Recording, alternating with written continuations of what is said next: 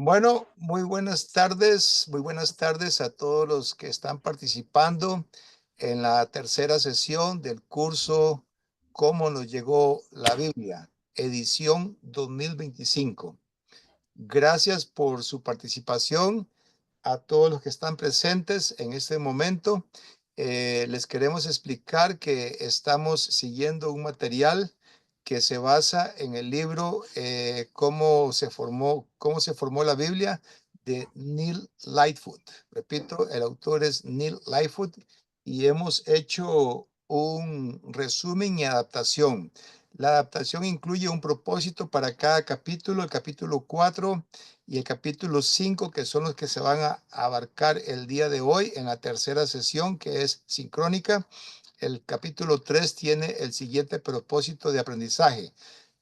Propósito del capítulo 4, perdón. Capítulo 4, repito, propósito de aprendizaje es el siguiente: compenetrarnos con el arduo y agobiador trabajo de fe de aquellos que a gran costo pasaron de una generación a otra el mensaje de salvación, con el fin de que podamos apreciar la Biblia que leemos en nuestros días y no demos por sentado su infinito valor. Repito, el objetivo de aprendizaje es compenetrarnos, tener una compenetración, es decir, estar conscientes de ese arduo y agobiador trabajo de fe que a gran costo llevaron a cabo ciertas personas históricas para transmitir ese mensaje de una generación a otra. Y el fin de este aprendizaje es apreciar la Biblia que leemos en nuestros días y no dar por sentado su infinito valor. No lo demos por sentado. No creamos que la presencia de la Biblia en nuestras manos es algo que llegó fácilmente. Eso tuvo su costo, un costo enorme, elevado. Así lo quiso el Señor. Y el propósito del capítulo 5, repito, capítulo 5, porque hoy se va a abarcar también el capítulo 5. El propósito es verificar, repito, verificar la existencia de otros manuscritos que también aportan testimonio al texto de las escrituras y que también son importantes para este efecto, con el fin de establecer que el texto bíblico goza de mucho sustento, de mucho mayor sustento que el que tienen los textos clásicos no bíblicos. Repito, verificar la existencia de otros manuscritos, además de los que ya se habían verificado en el capítulo 3. Vamos a ver otros manuscritos el día de hoy y que también son importantes para testimonio al texto de las escrituras. Y el fin de este aprendizaje es establecer que el texto bíblico goza de mayor sustento que el que tienen los textos clásicos no bíblicos. Muy bien, adelante, Juan Carlos. Buenas tardes, mis queridos hermanos y hermanas, estudiantes de este curso. ¿Cómo nos llegó la Biblia? En nuestro programa EBI, Estudios Bíblicos Internacionales Online. Es un placer para mí estar con ustedes en esta hora. Bueno, aquí en Nicaragua tenemos las 4 de la tarde, según su ubicación, puede ser las 5 o las 6 de la tarde. Lo más importante es que usted ha destinado estas 2 horas para aprender no solo de la palabra de Dios, pero de cómo se formó el libro donde tenemos registrada esa palabra de Dios al que llamamos Biblia. Recordemos la importancia de este curso, como nuestro hermano ya nos explicaba, el propósito de estudio de cada uno de los capítulos que estaremos estudiando hoy, además de todo el curso en sí. Desde el inicio, desde la sesión número 1, tratábamos de explicar que cuando queremos entender el mensaje de la Biblia, primero deberíamos de ser humildes en tratar de comprender cómo se formó la Biblia. Porque si no estamos parados sobre tierra firme, si ni siquiera tenemos la suficiente base y argumentación para creer que la Biblia, el libro que tenemos escrito con el registro de la revelación de Dios hacia nosotros, sea fidedigno, entonces al entrar a la Biblia, con facilidad podremos dudar de su veracidad. Pero este curso nos prepara a nosotros para poder sentirnos seguros, repito, para sentirnos confiados de que en el proceso de formación de los manuscritos bíblicos, de las traducciones, e incluso de cómo se fue pasando de una generación a otra, recordemos en la primera sesión estuvimos estudiando los tipos de materiales que se utilizaron. Y esos materiales no eran materiales, ni siquiera los de hoy en día, son materiales que puedan durar para siempre. Entonces nosotros necesitamos reconocer que el proceso en el que se formó la Biblia fue un proceso altamente complejo. Fue un proceso que, si no fuera por la mano de Dios, detrás de todos esos hombres que estuvieron implicados en el proceso y detrás de todos esos materiales y circunstancias de cómo se formó la Biblia, entonces nosotros no podríamos reconocer que ahí hubo una mano divina respaldando todo ese proceso. Una cosa que a mí me encanta de la Biblia y que incluso nos ayuda a comprender un contraargumento de lo que la gente normalmente dice. A veces las personas dicen, bueno, la Biblia es papel y el papel aguanta lo que uno le ponga. Pero lo bonito de la Biblia es que aunque trata de inspirarnos en nuestra fe, porque recordemos que la Biblia es un libro de fe, decíamos desde la primera sesión, no es un libro de ciencia, no es un libro de historia, no es un libro de ese tipo que usted lo va a hacer un escrutinio y no le va a encontrar ningún cuestionamiento, pero como libro de fe ella cumple su función al 100%. Entonces, ¿qué pasa? Aunque ella trata de infundirnos fe, cuando nos narra sobre personajes bíblicos, aún los más famosos de la Biblia, los héroes de la fe que nosotros conocemos, aún cuando habla de ellos, la Biblia habla sus aspectos positivos, pero sus aspectos negativos. Y eso es algo que nos tiene que poner a pensar. Ese es un argumento muy fuerte en contra de aquellas personas o ese argumento que las personas dicen, la Biblia es papel y el papel aguanta lo que le pongan. En realidad, si usted se pone a pensar, cuando escritores famosos, en el sentido secular, cuando escritores famosos escriben alguna autobiografía, usted lee una autobiografía de ellos y usted va a encontrar solo cosas positivas. Porque ¿a quién le gusta decir de sus errores? ¿A quién le gusta hablar de sus errores, de sus desaciertos, de sus malas decisiones? No es fácil, no es fácil decir, bueno, en el año tal yo cometí el peor error de mi vida y eso me trajo una y otra consecuencia y aquí se las estoy contando. No es fácil, no cualquiera lo hace. De hecho, no he leído ninguna autobiografía de algún famoso que diga sus lados más oscuros, sus peores errores. Mientras que la Biblia, cuando nos habla de Abraham, cuando nos habla de Moisés, de David, de todos esos personajes que conocemos como héroes de la fe, nos da sus aspectos negativos y positivos. Con sus aspectos positivos trata de transmitirnos o inspirarnos a ser ejemplo, pero con sus aspectos negativos también, dice el apóstol Pablo, que esas cosas están registradas y quedaron escritas para nuestro ejemplo, para que no cometamos los mismos errores. ¿Quién sería el único que permitiría que se devele, que se pueda revelar las cosas buenas y las cosas malas de un personaje? Solo el Espíritu Santo, que era el principal autor. Recordemos que hemos dicho que la Biblia fue escrita por más de 40 hombres, pero ellos en realidad, técnicamente hablando, habrían sido coautores de la Biblia. El verdadero autor, el protagonista principal, el que estuvo ahí en todo, desde el Génesis hasta el Apocalipsis, se llama Espíritu Santo. Y él, como bien dice el apóstol Pablo en 2 Timoteo, inspiró a los hombres de Dios para escribir lo que Dios quiso revelar a nosotros. Y Dios, obviamente, en la Biblia no podemos leer todo sobre Dios, pero todo lo que leemos sobre Dios es suficiente para que nosotros podamos conocerlo, porque esa es su intención, darse a conocer a nosotros y darnos a conocer el plan que Él tiene para con nosotros. Como dijo el apóstol Pablo en Efesios, un plan que tenía escondido. Desde antes de la fundación del mundo Él ya lo había diseñado, pero lo tenía escondido y lo vino a dar a revelar a nosotros, para que ahora nosotros conozcamos no solamente el carácter de Dios, pero cómo llegar a Dios, cómo encontrar ese camino a la vida eterna. Ese es el principal objetivo de toda la Biblia. Y estudiar este curso de cómo nos llegó, cómo se formó la Biblia, tiene que ser importante para usted si quiere entender lo que la Biblia dice. No podemos entender a cabalidad lo que la Biblia dice si ni siquiera estamos seguros de que lo que dice es veraz. Por eso hoy vamos a estar en el capítulo 4. Me voy a permitir la opción de compartir pantalla para cambiar a nuestra presentación del resumen y adaptación del libro.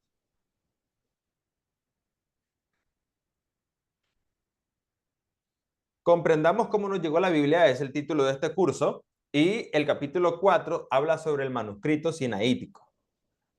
Hoy en día nosotros contamos con 3 manuscritos principales, que son, vamos a decir así, las principales fuentes de donde se pueden producir las traducciones modernas.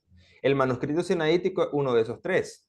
Estudiemos un poco al respecto, veamos dónde y cómo se formó este manuscrito.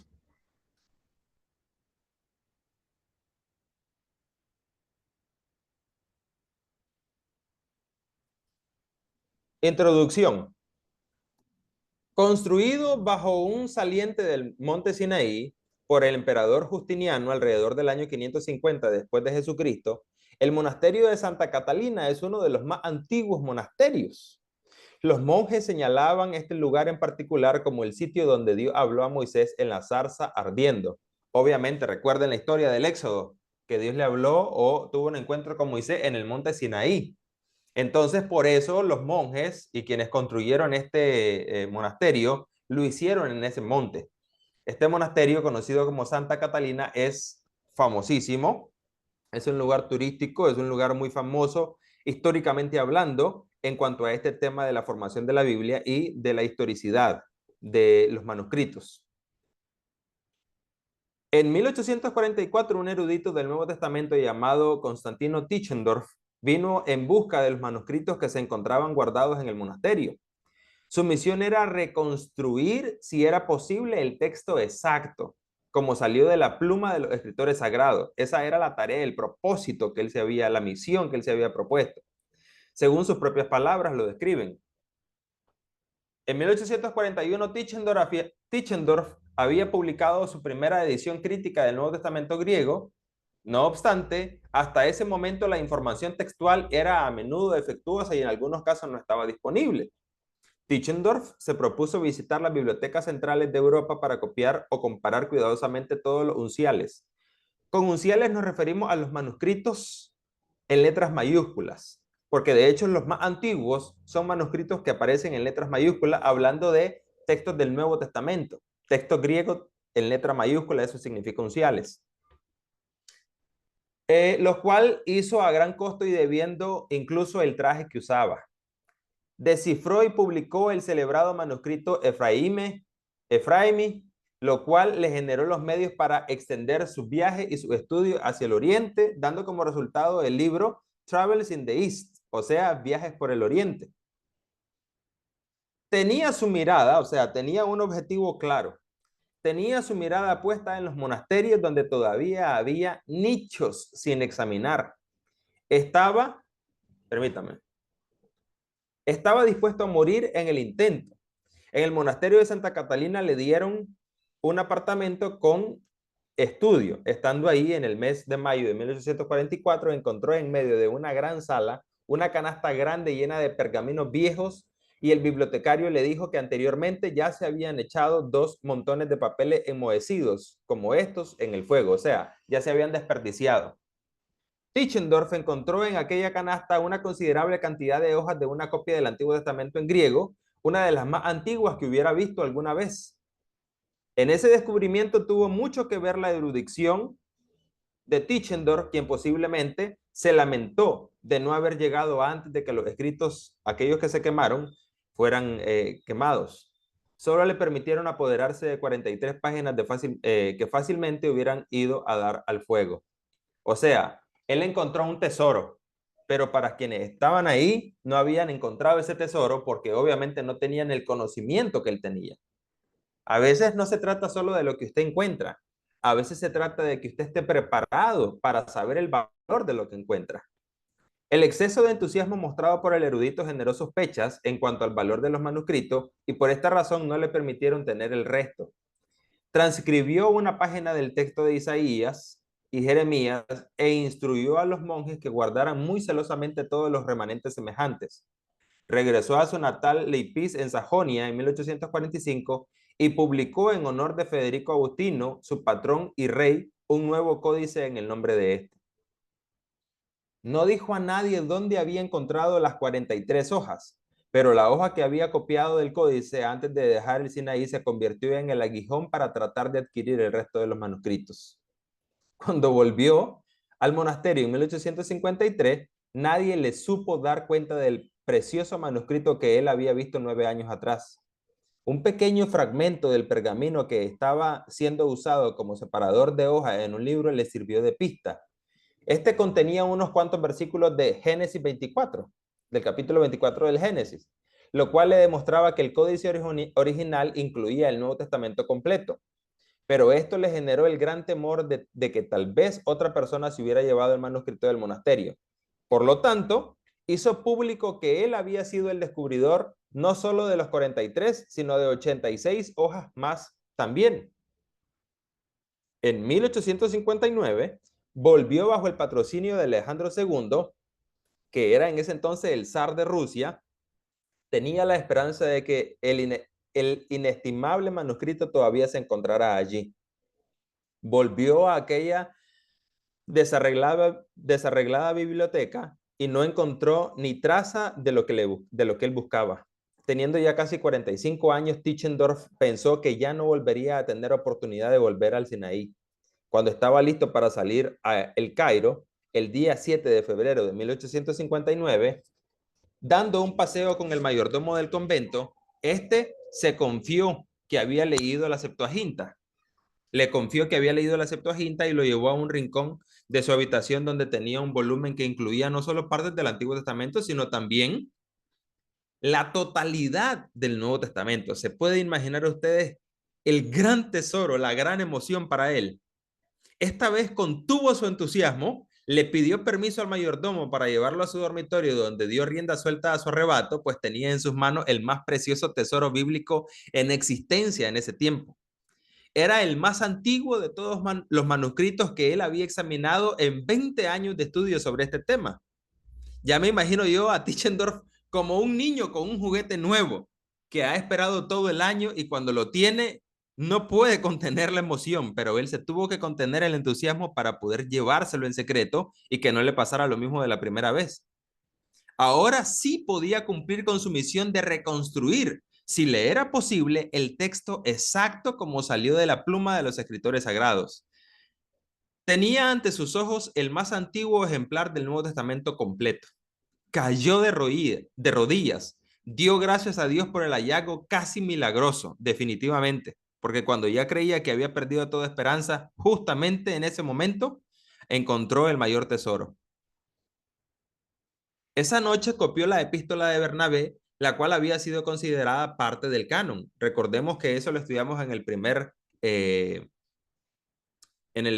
la primera sesión. Estuvimos viendo que además de los escritos que ya tenemos dentro de nuestro canon, en el proceso de canonización, o sea, en el proceso de ver qué escritos iban a quedar establecidos en el canon y qué no, había muchos otros escritos de otros seguidores de Jesús, como en este caso Bernabé y de otros más, que también en algún momento y en algunos lugares, algunos manuscritos eran considerados como inspirados y otros no.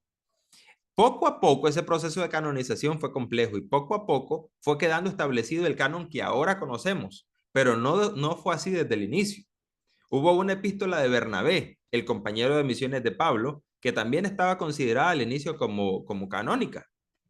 A la mañana siguiente gestionó la posibilidad de que lo dejaran copiar todo el códice, pero la disposición final del manuscrito implicaba muchas negociaciones. Ofreció donativos al mayordomo y al monasterio, pero fueron declinados. Solo obtuvo permiso para llevar al Cairo y terminar de hacer la copia en esta ciudad. Copió 110,000 líneas con la ayuda de dos asistentes y las revisó letra por letra él mismo. Le costó mucho porque había muchas correcciones, las cuales registró cuidadosamente. Completó el enorme proyecto en 2 meses. Sin embargo, la transcripción era insuficiente para una edición verdaderamente exacta del manuscrito. Proseguía el atascadero por el continuo uso que Tischendorf había hecho del manuscrito. Él había pensado que tal vez los monjes hubieran querido enviarlo como un regalo para el zar ruso, lo cual consiguió tras muchas negociaciones y con la aprobación del zar, procedió a publicarlo y en 1862 hizo un tiraje de 300 ejemplares de gran formato, las cuales el zar envió como regalo a eruditos selectos y a bibliotecas alrededor del mundo. El manuscrito fue oficialmente entregado al zar en 1869. O sea, estamos hablando del siglo XIX, ya de nuestra era. Es probable que Tischendorf haya sido honrado más que cualquier otro erudito bíblico en la historia. Su interés por aclarar el texto sagrado, según sus propias palabras, ya lo había llevado a descifrar el manuscrito efraemí. A Tischendorf lo impulsaba su propia fe, o sea, su convicción, lo cual declara en su propio relato del descubrimiento del manuscrito sinaítico. El lector puede apreciar por cuenta propia este relato en la siguiente traducción al español. Ustedes tienen este archivo en el chat de Evi y pueden abrir el archivo y pueden ir a este link de Redalic, para que puedan encontrar y puedan leer por su propia cuenta el relato traducido al español.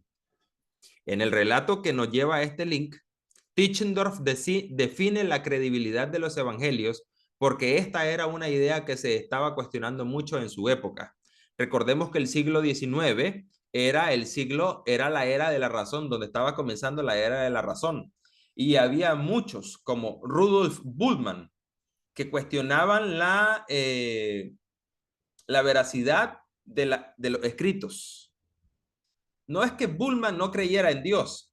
Lo que no creían era en sí, lo que ellos querían era racionalizar la fe, justamente porque históricamente hablando ya había comenzado la era de la razón, en donde todo, por las corrientes filosóficas, porque la filosofía era la que dominaba el pensamiento, la corriente filosófica de la época era que todo lo que se tuviera que creer tenía que ser primero filtrado por la razón.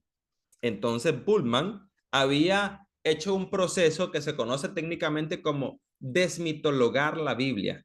O sea, extirpar todo lo que huela a milagros en la Biblia, todo aquello que no se puede explicar a través de la razón, todo aquello que sea sobrenatural en el relato bíblico, sea de un personaje o de un hecho, eso hay que, decía Bultmann, no decía que no había que creer en los milagros de Jesús, pero lo que hacía era darle una explicación lógica y racional, porque era la era de la razón. Entonces, cuando Tischendorf define la credibilidad de los evangelios, lo que él está haciendo es una pugna en contra de esa corriente filosófica y que se infiltró en la teología, la corriente de la razón y la desmitologización de la Biblia, especialmente de los relatos del Nuevo Testamento, porque Bultmann y otros teólogos de la época creían en el Jesús histórico.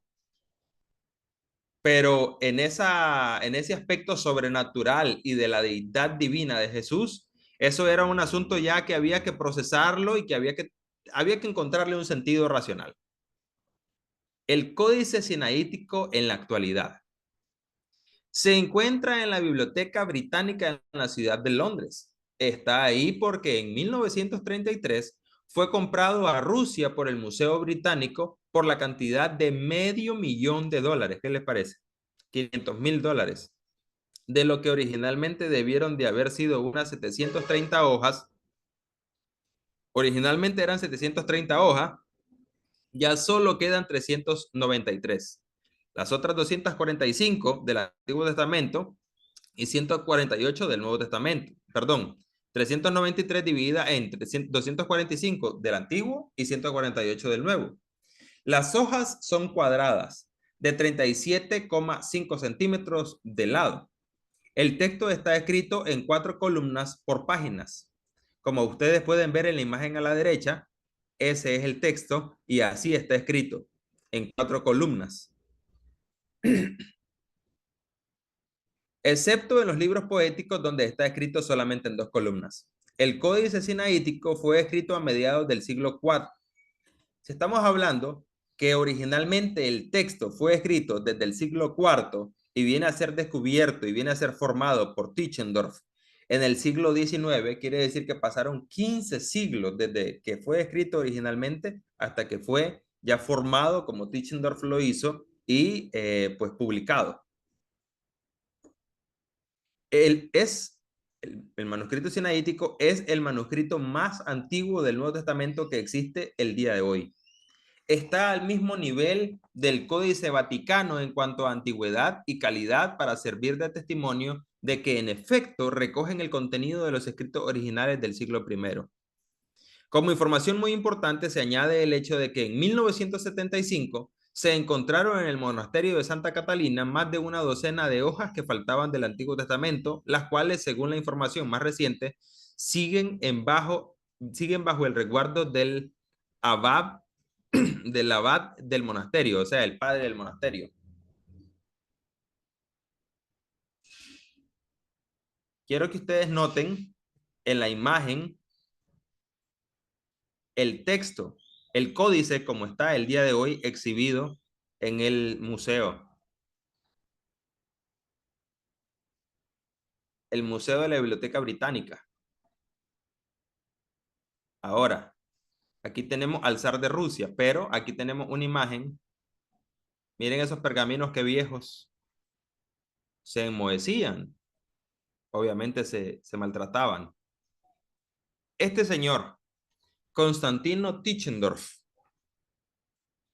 a él le debemos mucho, porque según lo que hemos leído, fue su ímpetu, fue su convicción, fue su entusiasmo lo que permite que ahora hayan textos como el texto de Efraemi, del cual nosotros podemos hacer referencia para poder comprobar históricamente cómo se formó la Biblia que conocemos nosotros hoy. Yo quisiera que ustedes me comenten sus impresiones. Yo leo esto y personajes como Tischendorf y más adelante en la historia, más atrás y más adelante en la historia vamos a encontrar personajes que tienen que ver con este tema de la formación de la Biblia, de la formación del canon, de la formación de los manuscritos, de la formación de los códices, que son de trascendental importancia. Cuando hablamos de la Biblia, a ver, hagamos este ejercicio. Hagamos este ejercicio y creo ya más o menos intuir su respuesta. Pero hagamos este ejercicio. Abran sus micrófonos y cualquiera puede participar. Díganme los primeros 3 nombres que se le vienen a la mente de los escritores sagrados. Los escritores que tenemos en la Biblia. Los primeros 3 nombres. Pueden abrir todos sus micrófonos. Pero de los 66 libros. Sí, de todos los libros que están en la Biblia, los primeros 3 nombres de escritores sagrados que a usted se le vienen a la mente. Isaías, Jeremías y el apóstol Pablo. Moisés, Salomón. Los 5 libros del Pentateuco, escrito por Moisés. Desde Génesis a Deuteronomio. Ok, ¿qué otro escritor? Otro escritor. Lucas. Salomón. El Evangelio y el libro de Hechos, Lucas. Santiago.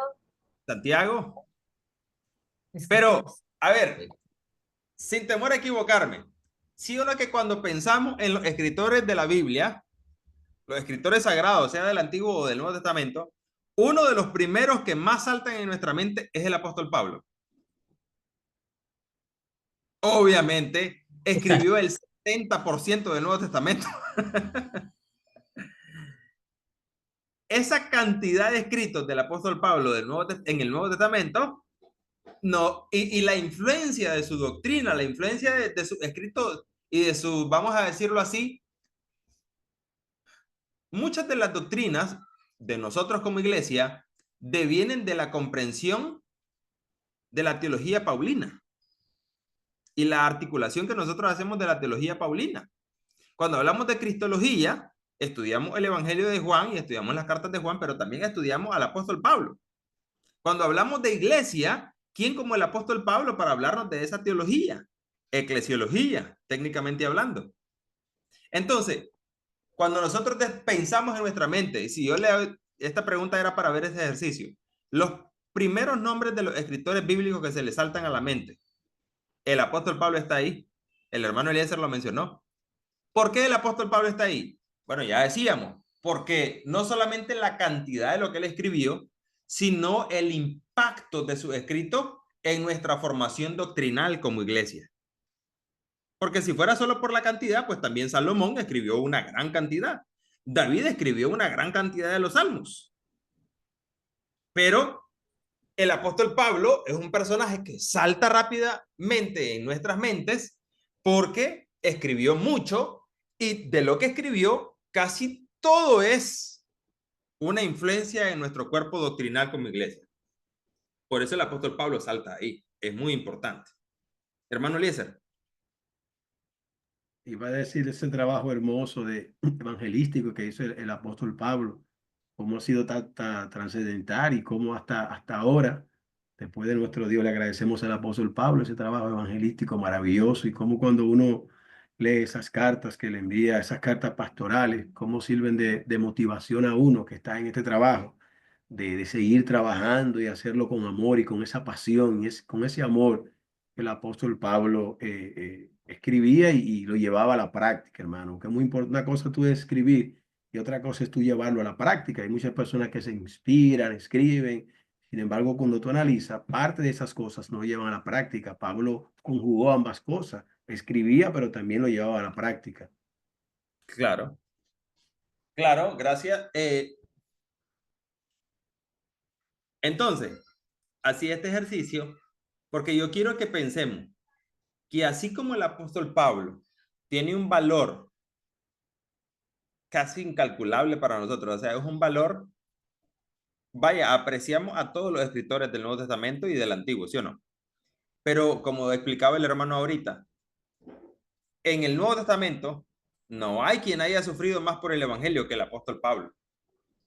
Cuando usted lee el libro de los Hechos y se da cuenta de la persecución de sus propios compatriotas, de los judíos, de los judaizantes, bien dicho, cómo ellos mismos le declararon la guerra a él y cómo sufrió en algunos lugares, lo apedrearon, sufrió naufragios, cosas que él mismo nos narra en 2 Corintios.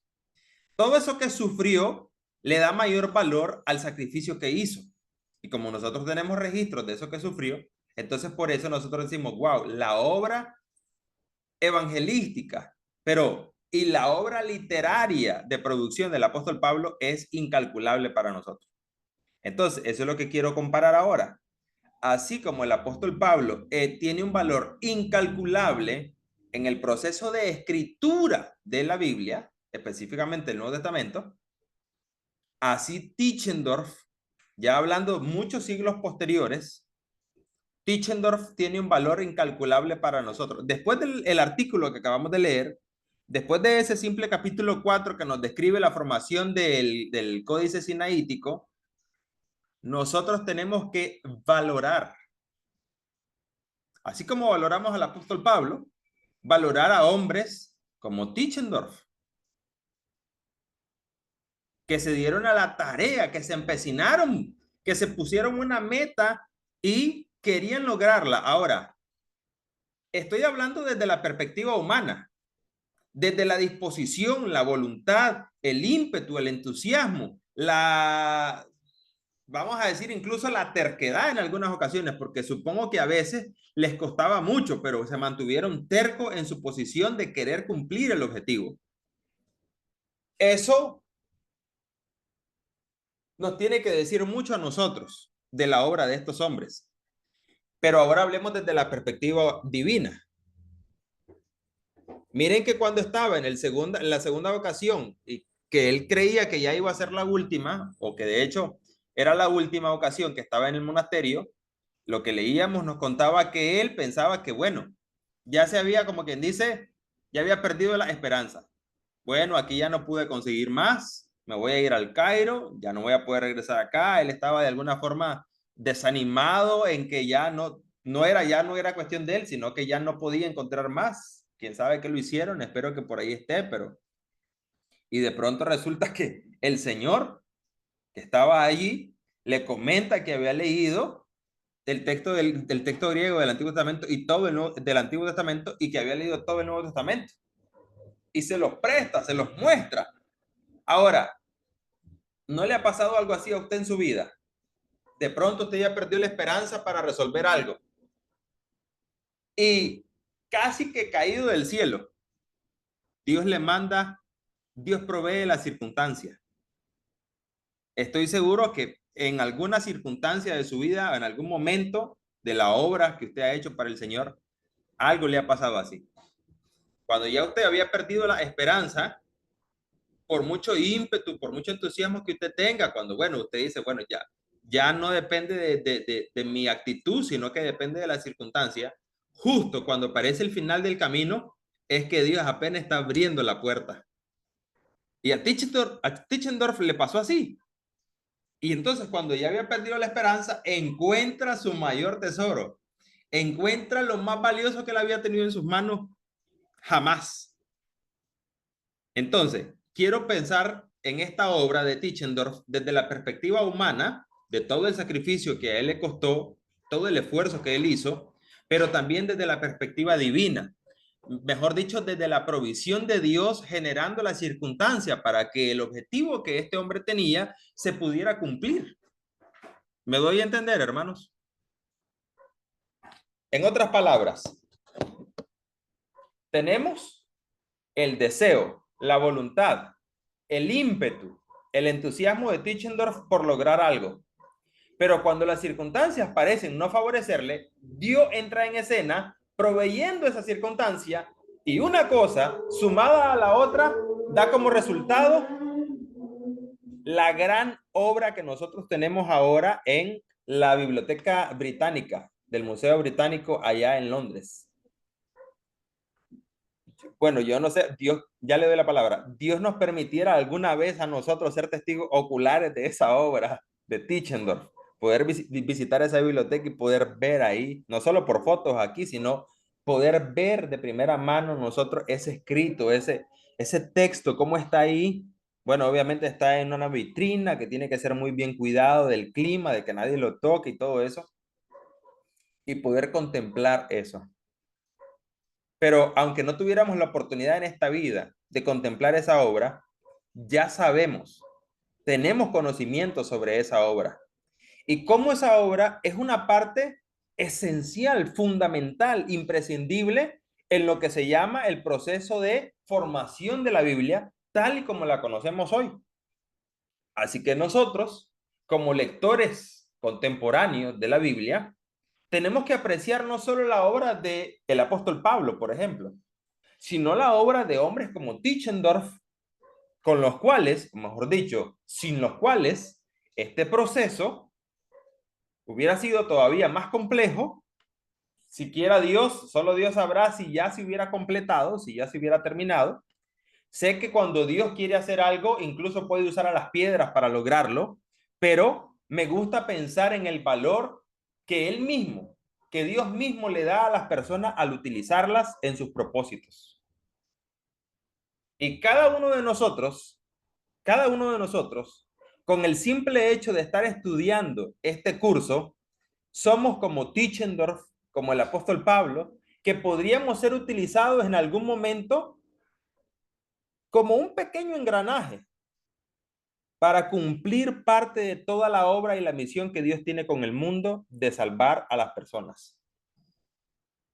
Cuando predicamos un sermón, cuando predicamos el evangelio a una persona en la calle o en su casa, o cuando damos un sermón en la iglesia o una clase bíblica, podríamos estar causando un impacto que nosotros probablemente no nos damos cuenta, pero que Dios en sus manos lo utilice para bendecir generaciones incluso. ¡Wow! Cuán importante es la obra de Dios, pero también que las manos de Dios o las manos que Dios utiliza para hacer su obra, podemos ser usted y yo. Ahora sí, mi hermano Carlos, te doy la palabra.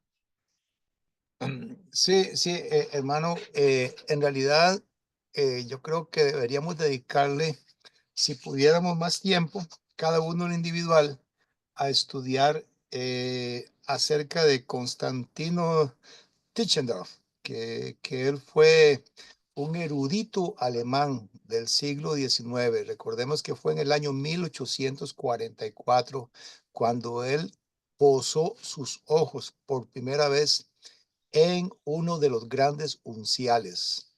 Estamos hablando que de los tres unciales más importantes, que son el Códice Vaticanus, el Códice Sinaítico y el Códice Alejandrinus, el Sinaítico es uno de esos tres y se lo debemos a Constantino Tischendorf. Este señor es un gran héroe para nosotros. En realidad hay que leer más ahí en ese resumen y adaptación que ya todos tenemos disponible. Ahí hay un link, hay un enlace en la página, ya le voy a decir en qué página es, un momentito, en la página 13, en la página 13 está el link, no, pero, sí, un link que lleva al Códice Sinaítico directamente. Ahora, también hay un link que lleva en la página 18 de nuestro resumen y adaptación, hay un enlace que lleva a un relato en primera persona que el mismo Tischendorf cuenta acerca de su proeza, acerca de cómo fue que él logró echar mano a ese códice, por lo menos lo que quedaba de él, ¿verdad? De ese códice lo que quedaba. Y entonces, si nosotros nos ponemos a analizar, ¿verdad? La trascendencia que tiene este códice, tomemos en cuenta que hacia el año 1844 ya existía la Reina Valera. La Reina Valera ya existía, pero la Reina Valera que en esos momentos existía todavía no había sido enriquecida, no había sido corregida según la información que se encontraba en el Códice Sinaítico, porque ese códice no existía todavía. O sea, cuando se tradujo la Reina Valera, cuando Cipriano de Valera y Casiodoro de Reina tradujeron del latín, de la Vulgata Latina, la Biblia del Oso, ellos no tuvieron acceso al Códice Sinaítico. Fue mucho tiempo después, en la edición de 1909, que se empezó a tomar en cuenta el Códice Sinaítico para entonces darle más corrección a la traducción de la Reina Valera. Incluso la Reina Valera de 1960 ya tiene integrados todas esas correcciones y estudios posteriores, entonces nos llevan a la Reina Valera contemporánea, que es la que deberíamos estar usando mayormente en estos tiempos. Pero en resumen, lo que estamos diciendo es que a Tischendorf le debemos uno de los 3 grandes unciales, así se llaman, unciales, porque si estudiamos bien el capítulo 3, unciales son aquellos manuscritos que fueron todos escritos con letra mayúscula, sin espacio entre las palabras, y son de gran importancia, y todos proceden mínimo del siglo IV, es decir, del año 300 hasta el año 400, siglo IV. Desde esa época tenemos que fueron escritos los originales, y lo que Tischendorf descubrió fue un documento escrito en el siglo IV de nuestra era, o sea, muchos años atrás. Gracias, Juan Carlos. Dicho sea de paso, él encuentra un documento que del Antiguo Testamento venía de la Septuaginta, porque como estaba en griego, quiere decir que venía de la Septuaginta. Y del Nuevo Testamento, pues obviamente estaba en griego, como ya aprendíamos en la primera sesión. En la primera sesión también aprendimos en qué idioma se escribió el Antiguo y en qué idioma se escribió el Nuevo Testamento. Pero ya hemos dicho que aunque el Antiguo Testamento fue escrito en hebreo y en arameo, algunas porciones, hubo una traducción antes de Cristo por 70, bueno, exactamente según la historia, 72 escribas que tradujeron del hebreo al griego. Eso fue en Alejandría, donde tenían, obviamente, Alejandría tenía una de las bibliotecas más grandes del mundo, y al darse cuenta que no tenían el famoso libro de las escrituras hebreas, entonces querían tenerlo. Además, porque en Alejandría había una importante comunidad de judíos. Entonces, la relación con los judíos en aquella comunidad permitió que se formara ese texto que se conoce como la Septuaginta. La Septuaginta ya era una versión del Antiguo Testamento en el idioma griego, conocida para el tiempo de Jesús. O sea, estamos diciendo que Jesús conoció la Septuaginta. Los escritores del Nuevo Testamento, como Pablo, Pedro, aunque ellos hablaban el arameo, que era el idioma vernáculo de Palestina, ellos en realidad también conocían y hablaban el griego koiné, porque esa fue una de las tareas de Alejandro Magno, unificar el imperio a través de un idioma, que en este caso fue el griego, y los escritores del Nuevo Testamento, como Pablo, conocían perfectamente la versión Septuaginta. Porque cuando tenemos los manuscritos más antiguos de los escritos del apóstol Pablo, nos damos cuenta, cuando usted compara la versión hebrea de la versión griega del Antiguo Testamento, hay algunas pequeñas diferencias. Entonces, ustedes saben que el apóstol Pablo es de los escritores del Nuevo Testamento que más cita el Antiguo. Como está escrito, decía él, como está escrito, y pum, pone una cita del Antiguo Testamento. Eso demuestra su gran capacidad, su gran conocimiento del Antiguo Testamento. Y en algunas ocasiones, esas citas textuales que el apóstol Pablo hacía en sus escritos, las hacía directamente de la versión Septuaginta. Entonces, esa versión Septuaginta ya era conocida al tiempo del apóstol de Jesús, de los apóstoles, y para el siglo IV, que es de donde, históricamente hablando, viene el texto que Tischendorf conoció en el siglo XIX, entonces dice que lo que él conoció del Antiguo Testamento estaba en griego. En otras palabras, devenía su fuente de la Septuaginta. Bien, hermanos, tenemos las 5 de la tarde, es justamente el centro de nuestra sesión, el tiempo del centro del tiempo de nuestra sesión, así que vamos a tener un pequeño receso de 5 minutos y luego regresamos. Vamos a ver un video y vamos a continuar con el capítulo 5. Amén. Gracias.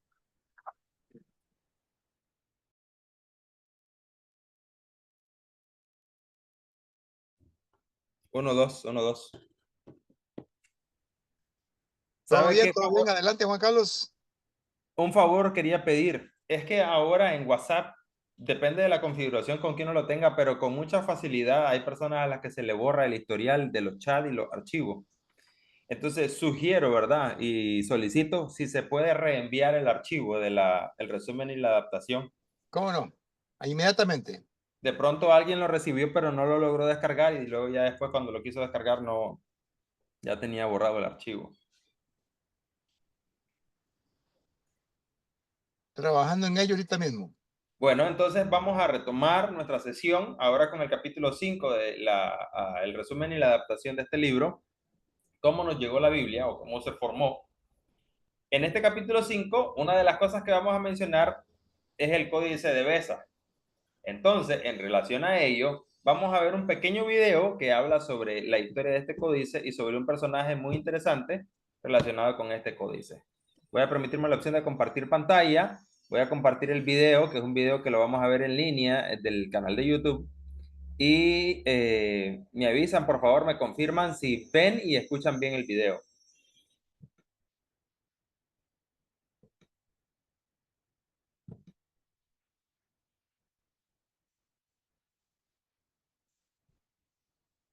Estudioso, erudito, teólogo y biblista, Josep Rius-Camps es un Excelente, hermano, se escucha.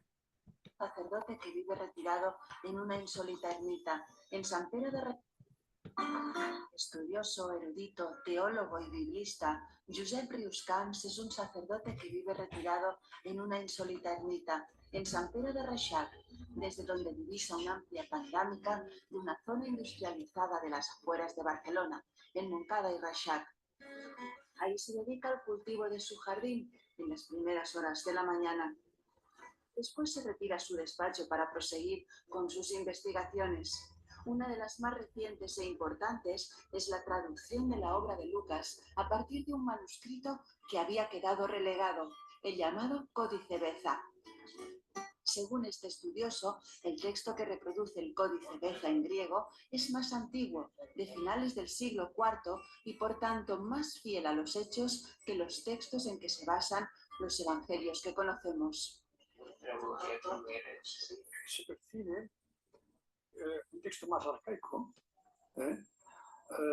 muy coherente, sobre todo cuando se examina el texto a nivel de crítica textual. En la versión del texto según el Códice Beza, se constata que Lucas profundiza en los cambios psicológicos de los personajes. Por ejemplo, el Códice Beza pone de manifiesto que no fue fácil para Pedro creer en la figura del Mesías. Vamos a ver la llamada de Simón Pedro, según el texto del Códice Beza en el Evangelio de Lucas. Simón entonces se postró a sus pies diciendo: te lo suplico, sal de mí, que soy un hombre pecador, Señor. Te voy a leer la versión según el texto común, que generalmente es el Códice Vaticano. Apártate de mí, Señor, que soy un pecador. Simón queda muy bien junto con los hijos de Zebedeo. En cambio, la lectura que hemos hecho antes, según el Códice Beza, Simón dice que se desentiende de la cuestión, diciendo a Jesús, no dice, que aquí es una cuestión de traductor, no dice apártate de mí, no, sal de mí. Se siente poseído por la orden de Jesús y no quiere saber nada con esta orden que pone en peligro todo su sistema. Le costaba mucho aceptar un mesianismo que fue un fracaso. Él quería un Mesías fuerte, un Mesías victorioso, un Mesías, y Jesús no lo entendía así. Para este sacerdote católico, el mesianismo de Jesús fue un fracaso rotundo porque no lo aceptaron ni las autoridades religiosas, ni los romanos, ni los fariseos, ni nadie, y al final fue crucificado. Solo le seguían las mujeres y los marginados. Jesús sabía que era Mesías, tenía conciencia, pero se daba cuenta de que no debía presentarse como esperaba. Porque en su experiencia interior se daba cuenta de que un Mesías victorioso, un Mesías necesitaba ser un Mesías que pactara con las autoridades. Y él no quería pactar con nadie. O sea, presentaba un mesianismo, digamos, dirigido a todos, sin excepción. Josep Rius-Camps ha realizado la traducción del Códice Beza junto a otra estudiosa, la inglesa Jenny Rietheimer-Dinger, que ya había dedicado su tesis a los Hechos de los Apóstoles. Llevan 18 años trabajando juntos. Para el sacerdote, traducir este texto ha significado acercarse mucho a la persona de Lucas y también a la persona de Jesús. Cuando a través del texto, es como si notaras la persona que está debajo. Los textos tienen un color, o sea, que los puedes casi palpar. Y esto ya es una experiencia distinta a la puramente técnica del estudio. Es un texto terriblemente seco, pero me acerca cada vez más al comparar los textos a la persona que está debajo, que está hablando, que está actuando, ¿no? Esto es un descubrimiento. Ambos estudiosos, que traducen directamente del griego antiguo, han llegado a la conclusión de que Lucas fue un rabino judío y de que su mensaje, el mensaje de Jesús, no es el que luego recogerá una religión patriarcal con una estructura jerarquizada y exclusiva, sino que iba destinado a toda la humanidad como pueblo de Dios, incluyendo a mujeres, pobres y extranjeros.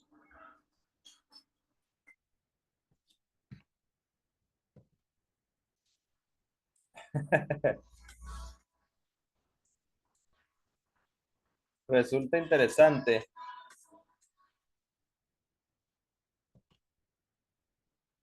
Me resulta interesante, casi un poco cómico la forma de hablar de este señor, pero quería que ustedes notaran un poquito sobre su trabajo de lo que vamos a hablar ahora, el Códice Beza. Cómo él está comparando, incluso comparó con las fuentes que vienen del código del que acabamos de hablar, el códice, no, él habló del Vaticano. Pero ahora vayamos por favor al texto de nuestro libro o de nuestro archivo para que continuemos con la lectura del capítulo 5.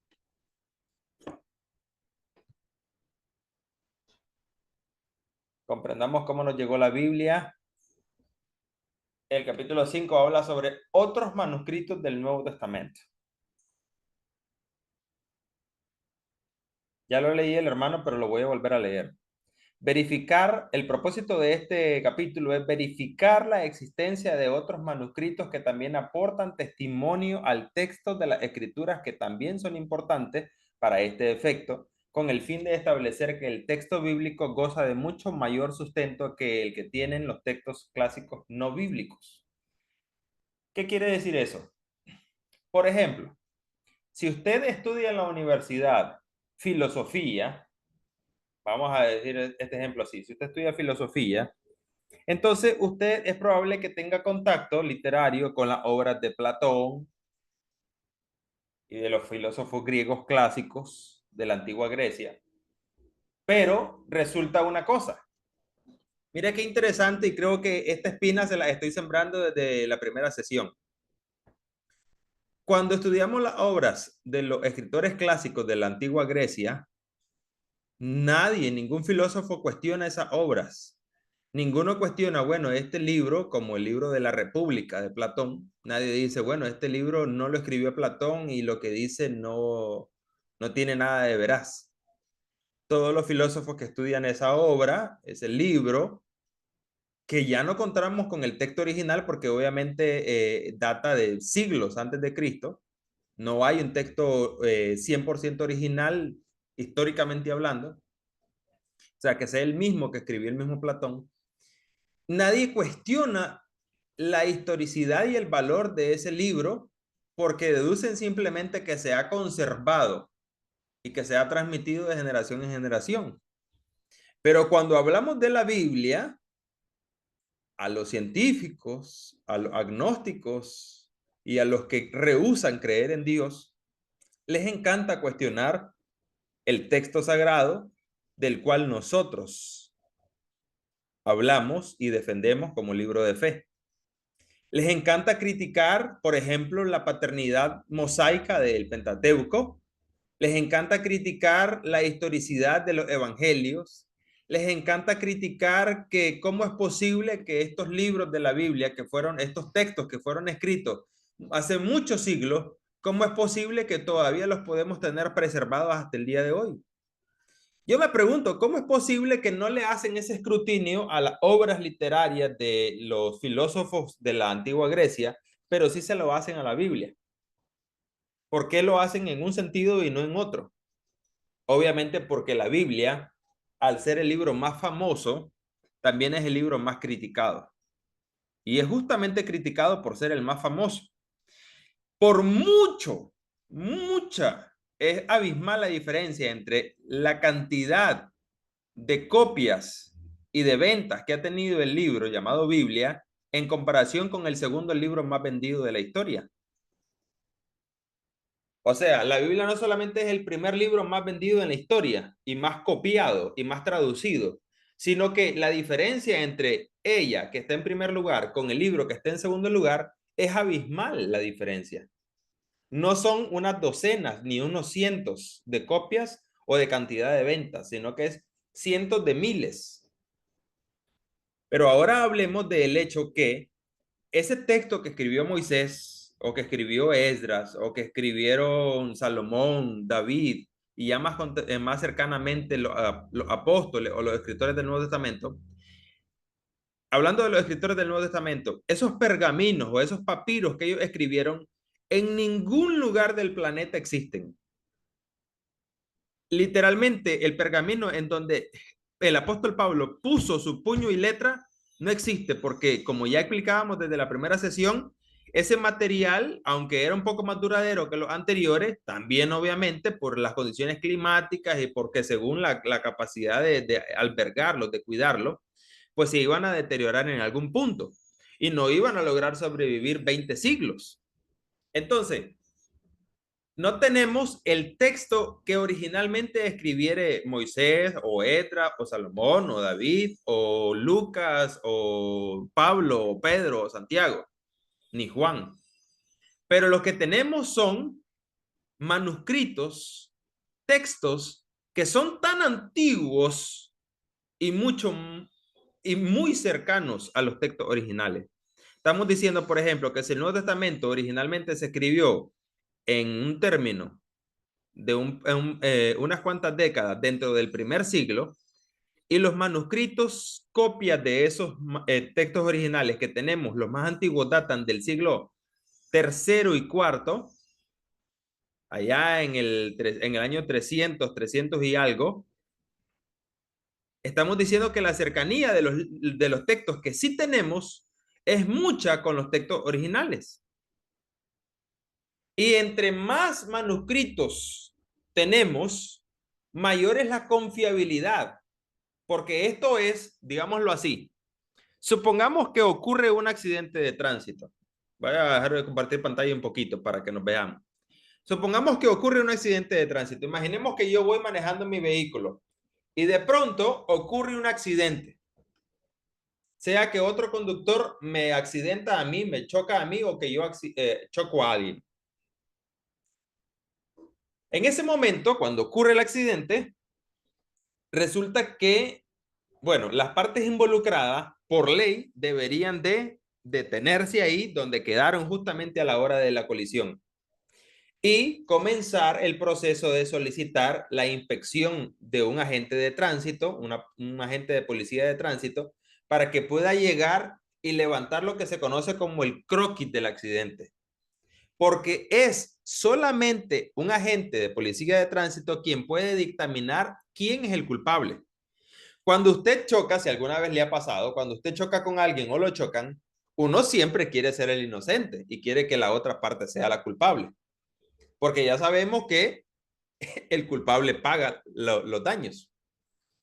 Pero eso no lo decidimos las partes involucradas, lo decide un agente de tránsito que llega y con su experiencia y con su conocimiento de la ley de tránsito, bueno, él va a determinar quién es el culpable.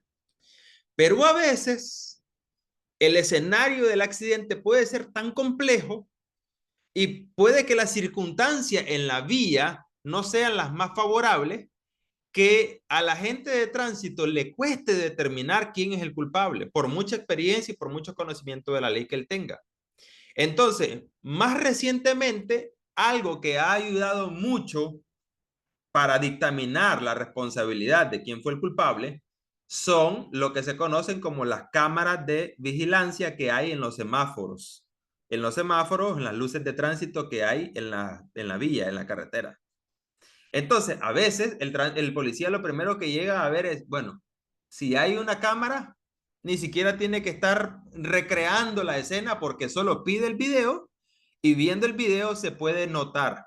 Bueno, se nota, por ejemplo, este conductor se pasó la luz roja y el otro estaba en su vía con la luz verde. Entonces, el que se pasó la luz roja, sin importar la razón por la que lo haya hecho, aunque iba con su esposa, aunque iba a dar a luz en el hospital, sin importar la razón, él tiene la responsabilidad en la colisión, ¿verdad?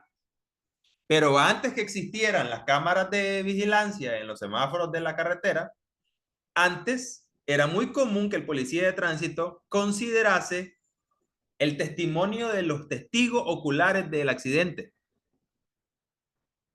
Y obviamente, si yo voy por una ciudad donde no me conocen y el otro conductor involucrado en la colisión tampoco es conocido, las personas que vieron la colisión, que fueron testigos oculares del accidente, no tienen razón para defender a uno en lugar del otro, porque como ambos conductores somos desconocidos para esos testigos, no hay razón para que nos defiendan a uno por encima del otro. Lo más probable es que los testigos van a contar lo que ellos vieron. Bueno, alguien podrá decir, no, él tiene la culpa, pero eso ya no lo determina el testigo. El testigo solo tiene que narrar, contar lo que él vio. Y el policía de tránsito puede tomar el testimonio de 1, de 2, de 3. Ahora, si el testimonio del primer testigo dice una versión, el segundo testigo dice lo mismo que narra el primero y el tercer testigo dice lo mismo que narró el primero, ya el policía de tránsito no tiene necesidad de seguir entrevistando a más testigos porque ya con 2 o 3 testigos, como dice la misma Biblia, en boca de 2 o 3 testigos conta toda palabra.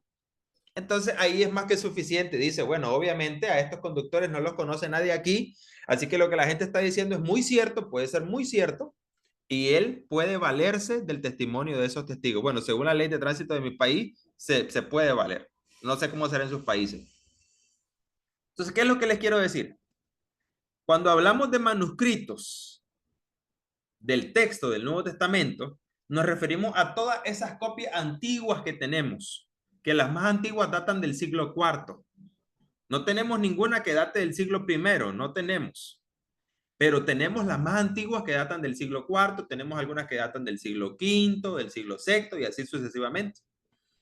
Cada manuscrito de esas copias que tenemos es como un testigo. En el caso del accidente, es como un testigo.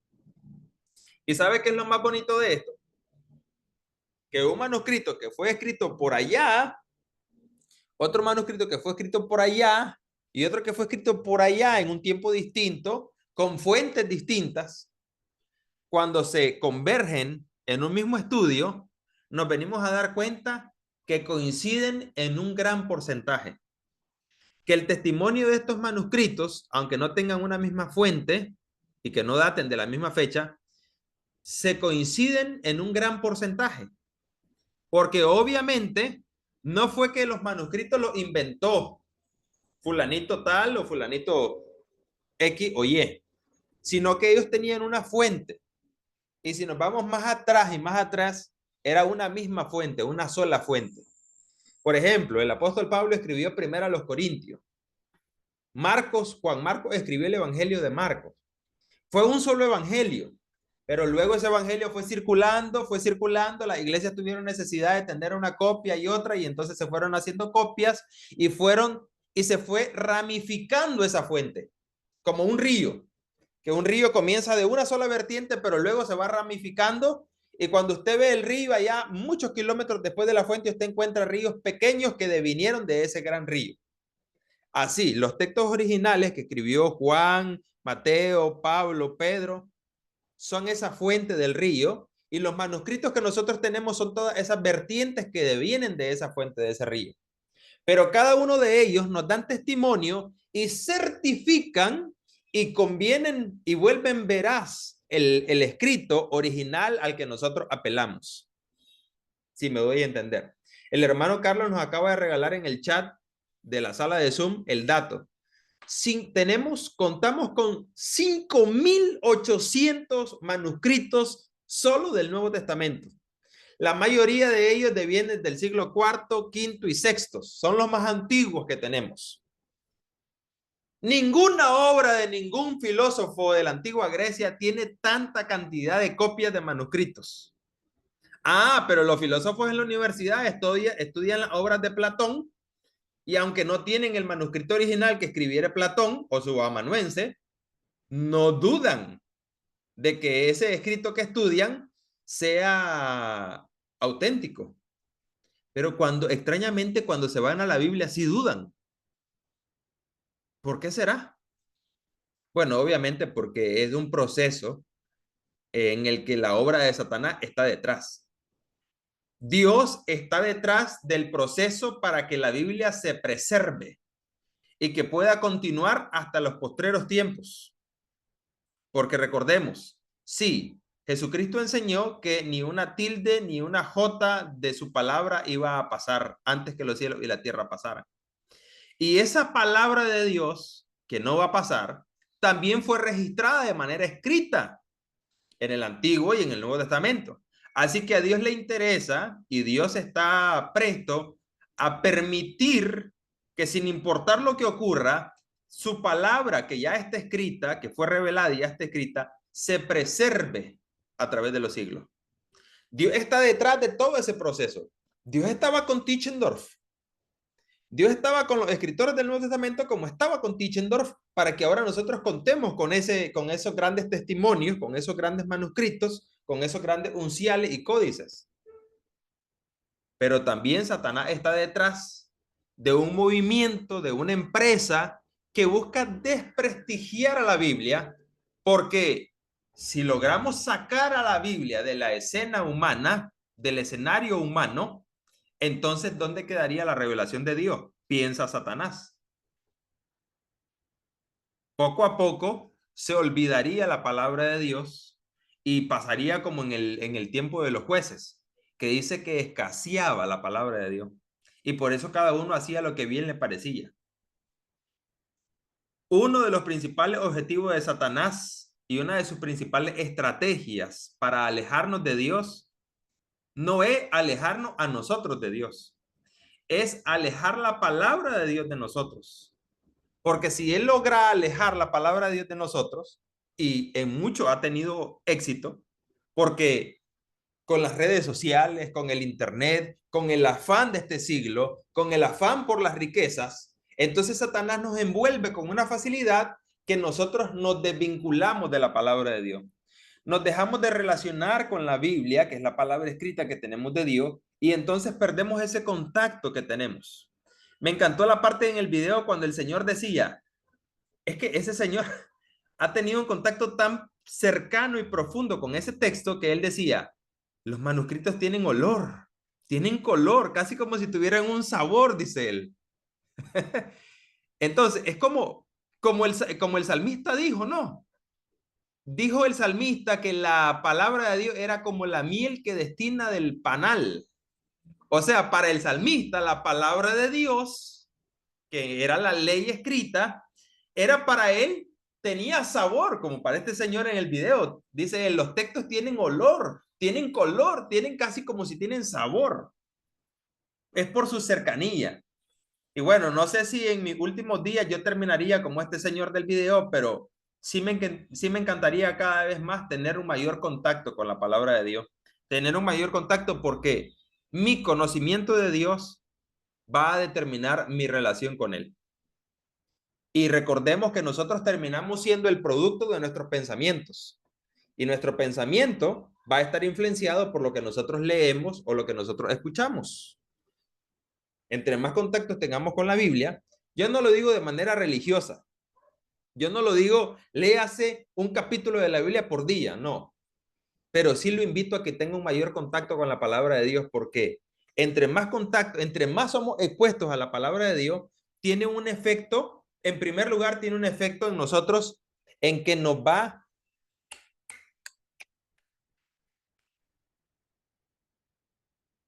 recortando, va podando en nosotros todo lo malo. Como dijo Jesucristo, de la vid verdadera y del labrador. El labrador corta los pámpanos que están secos, los que están, que tienen la maleza, los que tienen infección, para que los pámpanos que están verdes y que están prontos a dar fruto puedan tomar más fuerza y aquellos pámpanos que se están muriendo no estén todavía robando nutrientes a los pámpanos buenos. Entonces, la palabra de Dios tiene un efecto purificador en nosotros, tiene un efecto santificador, tiene un efecto de que moldea nuestro pensamiento. Como dice el salmista, tu palabra escondí guardada en mi corazón, para yo no pecar contra ti, Señor. Pero bueno, esa es una pequeña reflexión para que nosotros ahora técnicamente leamos la importancia de los otros manuscritos del Nuevo Testamento. Introducción al capítulo. Los tres unciales más sobresalientes, o sea, el Vaticano, el Sinaítico, del que hablábamos en el capítulo anterior, y el Alejandrino, no son los únicos testimonios del texto original de la Biblia. Oiga bien, estos no son los únicos. Son los tres más importantes, porque en primer lugar sus fuentes datan de los manuscritos más antiguos, pero también son los más completos, los más amplios.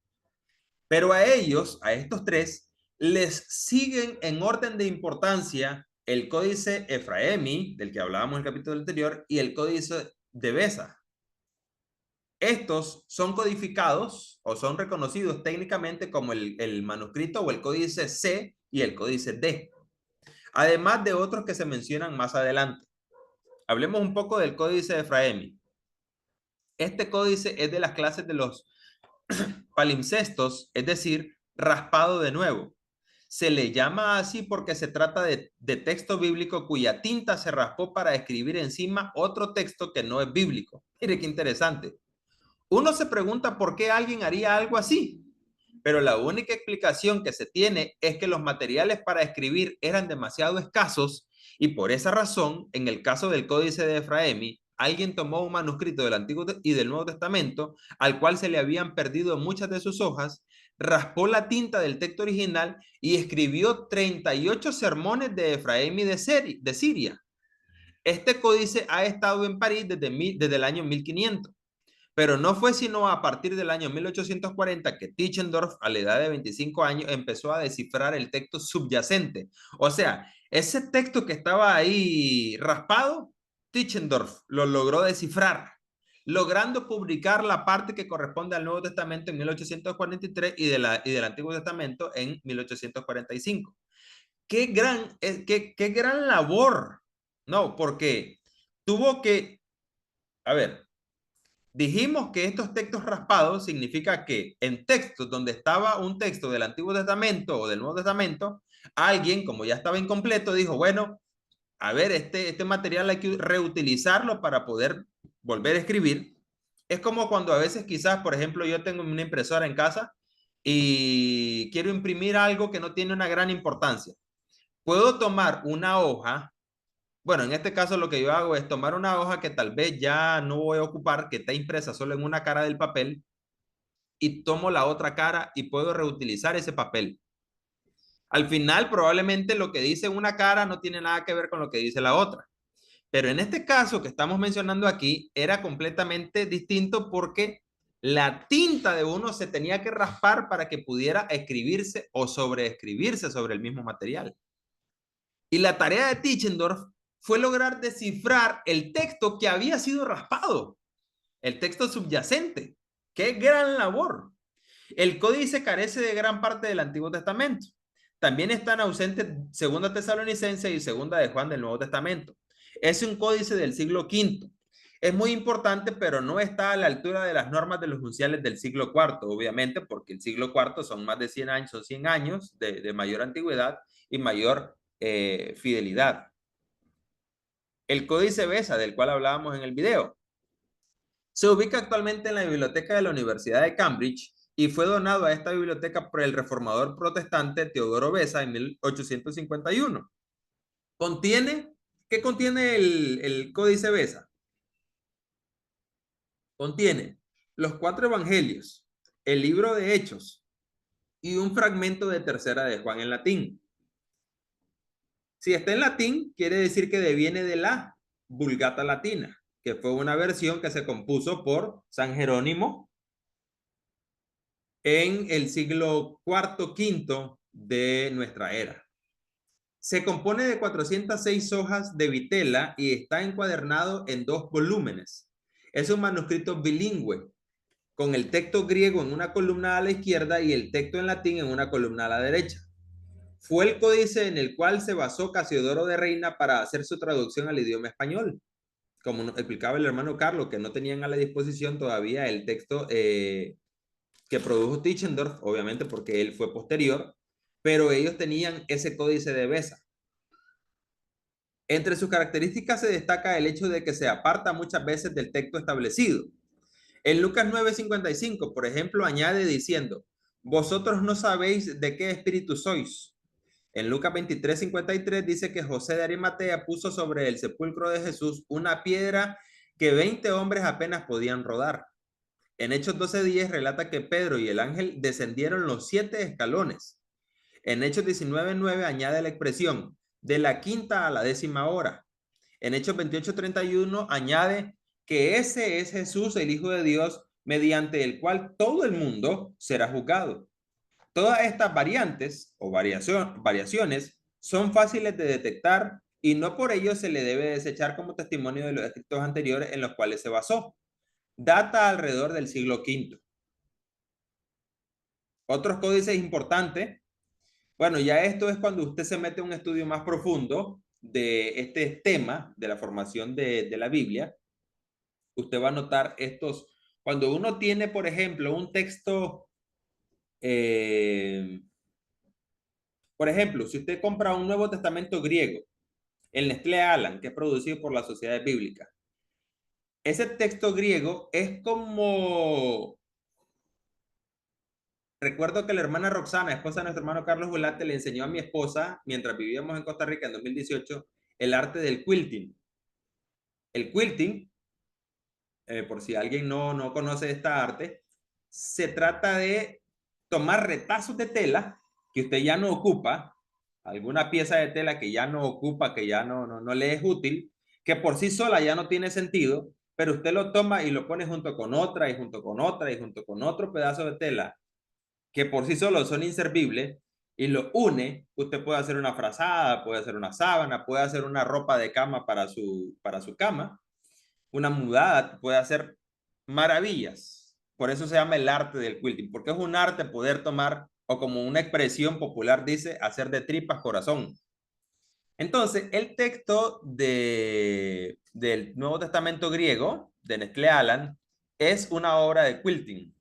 Es una arte de quilting que toma de todos los manuscritos que habían a la disposición a la fecha en que se editó ese Nuevo Testamento griego, toma de todos los manuscritos y considerando todas las variantes posibles, hace una traducción o hace una versión griega del Nuevo Testamento.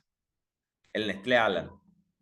Cuando usted tiene ese manuscrito en su mano, usted puede leer y usted puede ver al pie de la página cómo hay citas y cómo, por ejemplo, de repente dice del uncial y le hace el código del uncial al que está haciendo referencia. Del código D, del código DP, del código D2, del EA, del L.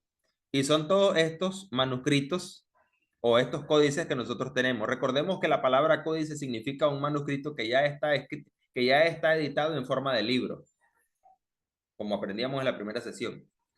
El códice dice, lo más importante, tenemos el códice claromontano, el códice laudiano, el códice regio, el manuscrito Free Washington, manuscritos en minúscula. Los unciales son mayúsculas y manuscritos en minúscula.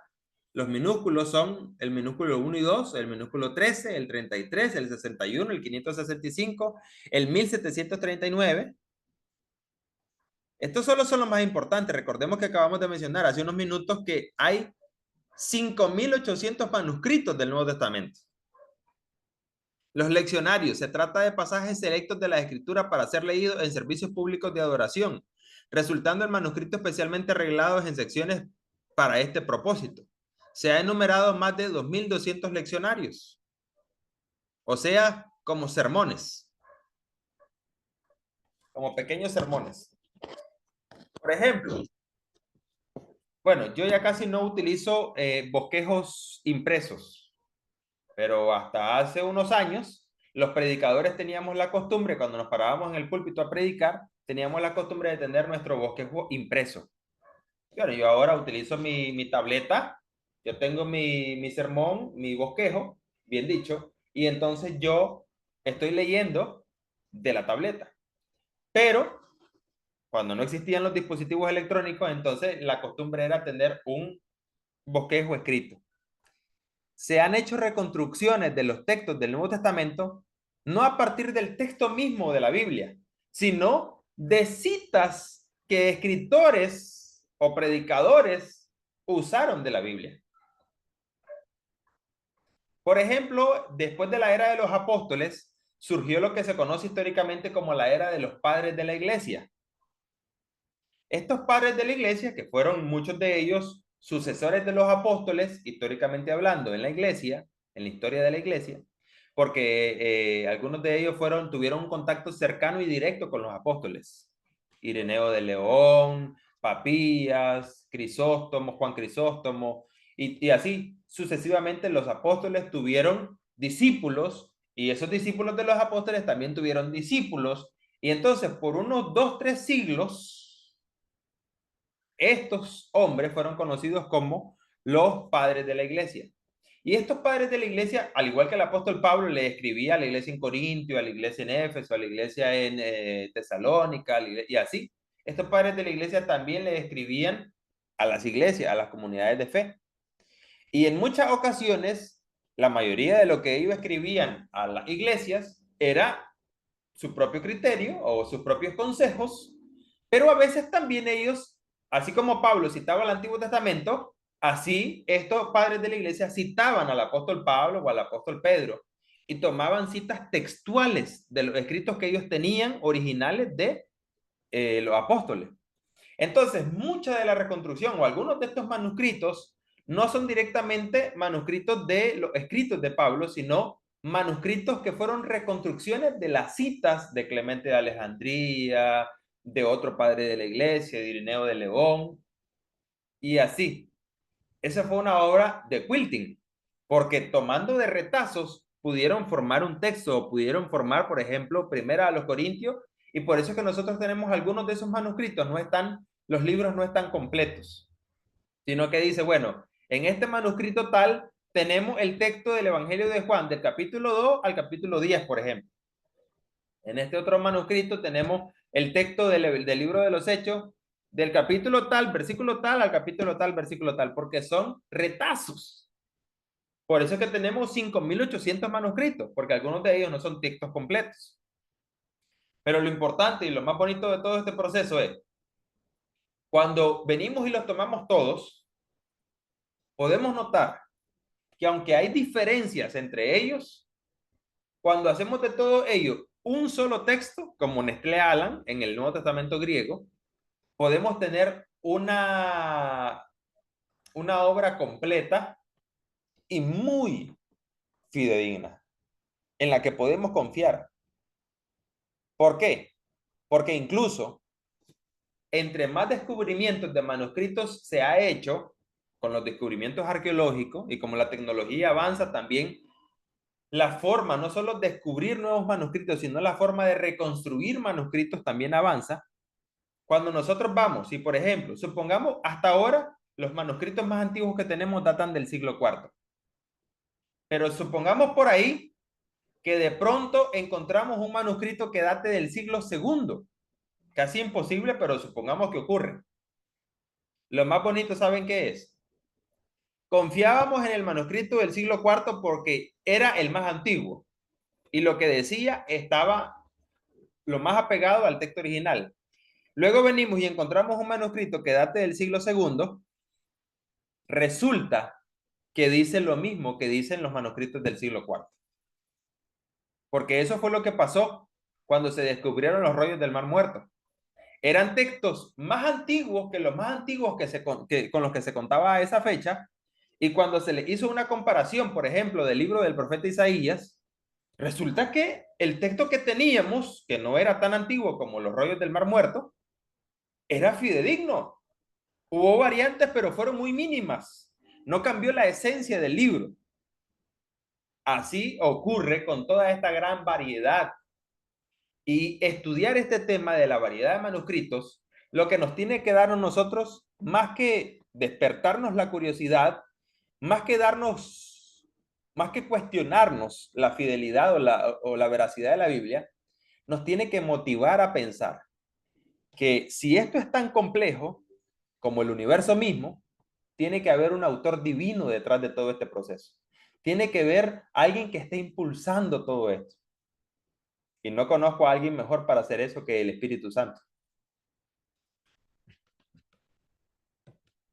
Recuerden, mi propósito como maestro en este curso no solamente enseñarles teoría sobre el proceso de formación de la Biblia, sino que al analizar la complejidad de este proceso, eso de alguna forma haga que nuestra fe se fortalezca.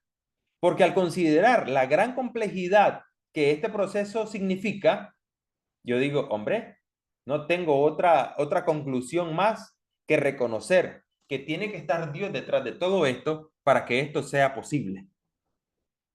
El otro día estaba viendo con mis hijos, mi hija de 12 años y mi hijo de 6 años, un video que es muy interesante. Es un canal de YouTube que habla sobre los planetas, sobre el universo y sobre todo lo que tiene que ver con la complejidad del universo, tratando de ponerlo al lenguaje de los niños. Yo me quedé viéndolo con ellos porque obviamente necesito ver qué ven ellos en la televisión, y me quedé analizando. En uno de los videos que ellos estaban viendo, explicaba la teoría del Big Bang y de la creación o de la formación del universo a partir de esa pequeña explosión o esa gran explosión, bien dicho. Y entonces yo aproveché la oportunidad de estar con mis hijos, de ver el video con ellos, de que ellos por lo menos les despierte la curiosidad por la complejidad del universo y todo ese asunto. Y al final, mi tarea no era contradecir la teoría que el video explicaba. pero aproveché el video para decirle a mis hijos, ¿qué piensan ustedes respecto a eso? Y por lo menos la mayor, dándome sus expresiones, dándome sus propias ideas, yo decía, ¿verdad que se necesita tanta fe para creer que Dios creó el universo de la nada, como la fe que necesitan los agnósticos para creer que el universo, tan complejo como es, surgió de una explosión? Y aun si así lo fuera, tendría que haber un agente divino, más allá de esta materia, que causó y orquestó todo ese proceso. Porque el Big Bang puede parecer un proceso desordenado al inicio, pero al fin y al cabo, del desorden no surge el orden. Usted puede tener un cuarto ordenado y solo entran sus hijos y lo desordenan. Pero no es posible que un cuarto desordenado, ni que pasen siglos, se va a volver ordenado. Entonces, lo que quiero decir es que cuando analizamos la complejidad de las cosas, lo que tiene que concluir en nosotros es Dios está detrás. Y eso tiene que infundirnos aliento, nos tiene que infundir fe, nos tiene que infundir confianza. Y cuando usted hable de la Biblia, hable con propiedad. Así como los maestros de filosofía hablan en la universidad sobre las obras de Platón, aunque ellos no han tocado la obra original, creen que lo que ellos tienen es tan fidedigno como la original. Así nosotros podemos hablar con la Biblia de la Biblia con confianza, sin temor alguno. ¿Por qué? Porque para eso estamos estudiando este curso. Primero, para no ser ignorantes de este proceso, para que al comprenderlo, para que al conocer cómo ha sido este proceso, podamos tener mayor confianza en la formación de la Biblia y que esta es la palabra que Dios reveló a nosotros para darse a conocer a nosotros, que es el propósito último de todo esto. El mayor propósito de todo nuestro estudio y de todos nuestros cursos es que usted tenga una mayor cercanía con la palabra de Dios y por ende con Dios mismo. Y como dice nuestro hermano Rocky, su lema de este programa de estudios bíblicos internacionales, EBI, que la palabra de Dios sea sembrada en los corazones de todos aquellos que puedan participar con nosotros de los cursos. Aquí vemos teoría, porque la teoría es importante, pero esa teoría tiene que concluir en algo en nosotros, espiritualmente hablando. Me gustaría escuchar sus impresiones, sus comentarios respecto a la lectura que hicimos de los capítulos 4 y 5 de nuestro libro, para que de esa manera vayamos concluyendo o podamos concluir esta sesión. Para mí ha sido un placer compartir con ustedes, pero me gustaría escuchar sus impresiones sobre esto que hemos aprendido hoy. Mi hermano Eliezer. Y esto me motiva a amar cada día más la palabra del Señor. Yo en esta semana estudiaba con unas personas sobre el origen de la Biblia. Yo les decía, ustedes no se imaginan la sangre que se derramó, el esfuerzo, las horas de trasnoche, lo que costó que este libro esté revelado en nuestro idioma. Y al escuchar todas estas historias y ver el esfuerzo, eso debe permitirnos a nosotros amar la palabra de Dios, ¿no verdad? Y no simplemente amarla, aplicarla cada día a nuestras vidas, que es lo más importante. De verdad que me ha impresionado mucho esto y esto ha producido a yo seguir investigando más, porque como esto, acá usted nos da un pequeño resumen, pero hay una gran oportunidad para nosotros de seguir ampliando los conocimientos. Así es. Es como la tarea del maestro en la escuela. Tiene a los niños en el aula de clase y la tarea del maestro no es convencer a los niños de un tema o llenar sus mentes de toda la información posible sobre ese tema. La principal tarea de un buen docente es despertar la curiosidad en ese estudiante respecto a un tema, para que a partir de ahí el estudiante pueda continuar su proceso. Recuerden que el proceso de aprendizaje es un proceso permanente e infinito. No va a llegar un punto en el que nosotros digamos, ya lo sé todo. Siempre habrá algo nuevo por descubrir de cualquier tema. Y en este caso nosotros queremos que usted despierte su curiosidad para continuar indagando. Como bien nos decía y nos invitaba el hermano Carlos, ahí están los links dentro de los capítulos. Vaya, dele clic en el link, en el enlace, y usted pueda continuar leyendo, pueda continuar profundizando. Y aún así todavía se puede afianzar más los conocimientos y la confianza que tenemos de la Biblia como la palabra de Dios. En ese círculo de mi hermano Rolando, en ese círculo me gustaría escuchar a algún participante. No sé si es es impresión mía, sí, ahí está. Yo miraba la imagen como frisada. Pero a ver, mi hermano Rolando, ahí en ese círculo, un valiente que nos diga sus impresiones respecto a la lectura de hoy, el estudio de hoy.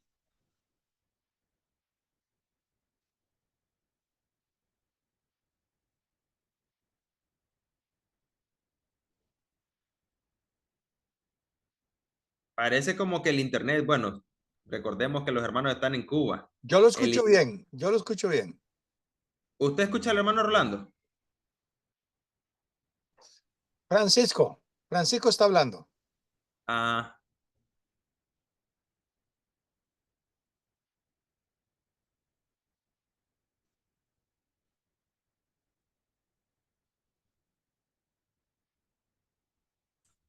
Su micrófono, hermano Carlos. Adelante, Francisco. Bueno, mire, hermano, quería decirle que después de este estudio acerca del surgimiento de la Biblia, la historia de la Biblia, es grandemente interesante saber que la Biblia que hoy tenemos ha pasado por una serie de procesos de organización, de investigación, de recopilación y de información y vemos de qué manera pues hoy contamos con una Biblia que tiene una historia preciosa, una Biblia que tiene una historia encantadora, y que detrás de la Biblia pues, o delante de la Biblia pues, está Dios mismo como el que ha permitido o ha hecho que la Biblia llegue a nosotros en esta formación. Es interesante ver de qué manera pues los primeros escritos aquellos fueron perdurando en la misma historia y se fueron multiplicando a través de copias que se fueron haciendo, se fueron multiplicando, y de qué manera hoy podemos contar con ella.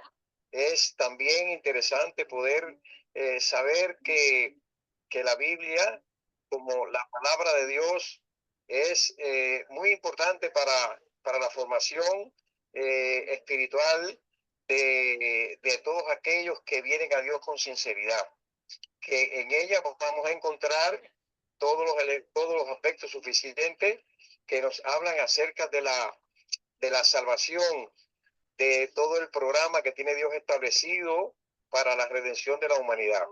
Por tal motivo, yo pienso que nosotros debemos de tener muy en alto el amor hacia la Biblia, el amor hacia ese esfuerzo que ha hecho Dios por llegar a nosotros, por traernos a nosotros su palabra, por llegarnos a nosotros a través de un proceso muy largo, pero muy fidedigno, su palabra, su amor, su justicia, y de qué manera también hoy nosotros podemos decir que la Biblia, como la palabra del Señor, como bien usted ha venido diciendo en el comentario que usted ha hecho hoy en esta clase, la Biblia como la palabra de Dios es un libro veraz, es un libro que por sí mismo se explica, que es un libro que por sí mismo armoniza desde Génesis hasta Apocalipsis, y realmente es un libro que todos nosotros debemos de hacer llegar a todos nuestros alumnos, a todos los hermanos cristianos que están en diferentes congregaciones, pues debemos de llegar el gran valor que tienen en su mano, que tienen una historia que muchas veces no la sabemos apreciar, pero que debemos incentivar ese amor hacia la palabra del Señor. Muchas gracias, hermano, por esta oportunidad y que usted me ha dado para poder decir lo que he oído, lo que he entendido, lo que he aprendido de la clase que usted ha dado, y le doy muchas gracias por esta oportunidad, hermano. Gracias, bendiciones. Muchas gracias a usted, más bien, mi hermano, por su comentario. Eso es lo que queremos escuchar. ¿De qué manera estas clases, este conocimiento, le ayuda a usted en su crecimiento personal, en su crecimiento y en su acercamiento a la Biblia como la palabra de Dios? Hermano Carlos, esa información que nos está compartiendo en el chat es de un gran valor. Si usted nos pudiera hacer el favor de compartirla en el WhatsApp también, se lo vamos a agradecer grandemente, porque usted sabe, después de que salgamos de la sala de Zoom, ya no vamos a contar con esa información, pero en el chat de WhatsApp sí. Sí, hermano, en realidad, ahora con la IA, uno tiene acceso, increíblemente tiene acceso a cosas que uno antes ni sabía que existían. Por ejemplo, déjeme mostrarle esta imagen. A ver, esta imagen que está aquí, no sé si lo están viendo. Sí, sí, sí. Es el código claromontano. El códice claromontano. Vean, hermanos, ahí está. Una copia. Contiene las epístolas del apóstol Pablo. Todas las epístolas, ahí están. Mire, esa es una página, por supuesto. Una página. O sea, no es, estamos viendo tal vez la página inicial, no sé. Pero el asunto es que ahí está, ahí existe. Y la información dice claramente que este códice está ubicado en la Biblioteca Nacional de Francia. Aquí está la información, vean. Biblioteca Nacional de Francia. Yo nunca he ido a Francia, pero ya quiero ir. Ya quiero ir a Francia y entrar a esa biblioteca exclusivamente a ver el códice claromontano que dice que procede del siglo VI, siglo VI, mira, siglo VI. Dice Ahora, otra cosa, perdón, hermano, otra cosa Dale. importante que usted nos pasó esa información aquí. Una pequeña aclaración o ampliación de lo que decíamos antes en la clase. Tenemos, por ejemplo, que dice aquí, a las 5:33 nos compartió esta información. La cercanía temporal a los originales de la Biblia, dice los fragmentos más antiguos del Nuevo Testamento, como el papiro P52 aproximadamente del 125 después de Cristo, o sea, el siglo segundo, están a menos de 50 años de la fecha de los autógrafos originales. Claro, esos solamente son fragmentos, ni siquiera hay una carta del apóstol Pablo completa, pero esos fragmentos, por muy pequeños que sean, el contenido de ellos es invaluable porque nos acercan todavía más al texto original. ¿Listos para la imagen? Sí. Del papiro P52. P52. Ahí va. Esa es la imagen. Creo que la estamos viendo, ¿no? No, aquí está, aquí está. Esa. ¿Estamos viendo? Ese es un fragmento del Evangelio de Marcos. De Juan, de Juan. De Juan. Del año 125. Es el más antiguo, probablemente. Correcto, correcto. El más antiguo del Nuevo Testamento. Y en esas pocas letras que nosotros podemos ver ahí, claro, obviamente los eruditos en este tema pueden reconstruir y saber a qué texto se refiere ese fragmento y compararlo con los otros manuscritos y poder ver la fidelidad del texto, a pesar de las reproducciones que hubo al pasar de los siglos. Vamos a ver qué palabras contiene el P52. Vamos a ver qué contiene, qué palabras contiene el P52. Ya viene la respuesta, ya casi. Aquí ya estamos en ese proceso del descubrimiento del conocimiento y la construcción conjunta. Sí. Ya les doy la respuesta. Ajá. Okay. Aquí dice que el P52, no sé si estamos leyendo, ¿verdad? El P52, Papyrus Reliance, es el fragmento más antiguo conocido del Nuevo Testamento. Aproximadamente de los años 125 a 150 después de Cristo, contiene un pequeño fragmento del Evangelio de Juan, específicamente Juan 18, 31, 33 y Juan 18, 36 y 38 en griego koiné. Las palabras que se pueden identificar son fragmentos de la conversación entre Poncio Pilato y los líderes judíos sobre Jesús. Y ahí están las palabras. Los judíos, no nos es lícito matar, al mundo yo soy. Y al dorso tiene estas palabras: para esto he nacido, la verdad. Pilato le dijo, ¿qué es la verdad? Ubicación geográfica, se halló en Egipto. En Egipto. Sugiere una rápida difusión del evangelio fuera de Palestina. El P52 se encuentra en Manchester. Menos de un siglo. Sí, se encuentra en John Rylands Library en Manchester, Inglaterra. Cuando hay que ir a Inglaterra, a Manchester, no solamente por el equipo de fútbol, sino también por esta biblioteca. Bueno, hermanos, es increíble. Y podríamos seguir aquí, hermanos. Por cada uno hay información. Aquí podríamos pasar toda la noche. Ahora ya ustedes por lo menos fueron despertados en la curiosidad del tema. Hemos sido despertados en la curiosidad del tema y entre más uno amplía, más se da cuenta de todo lo que uno desconoce. Pero, como decía el hermano, ahora hay tanta información a la mano, a un clic, que nosotros podemos, digamos, ya no profundizar en un tema, ya es cuestión de ocio y no de falta de información o algo así. Antes había que ir a una docena de bibliotecas para poder investigar un tema. Ahora ahí en el internet y con la inteligencia artificial uno puede hacer una investigación exhaustiva de un tema y poder llegar a conclusiones profundas sin ser necesariamente un erudito. Mis hermanos, ha sido un placer compartir con ustedes esta tarde. Para algunos ya es de noche en sus países. Agradecemos su tiempo, estas 2 horas que nos han prestado. EVI, Estudios Bíblicos Internacionales, se despide en esta sesión con una oración para que Dios pueda ayudarnos a que la construcción de este conocimiento nos acerque más a su palabra y eso nos acerque más directamente al Señor para la redención de nuestras almas. Si me lo permiten, entonces hacemos una oración y damos gracias al Padre.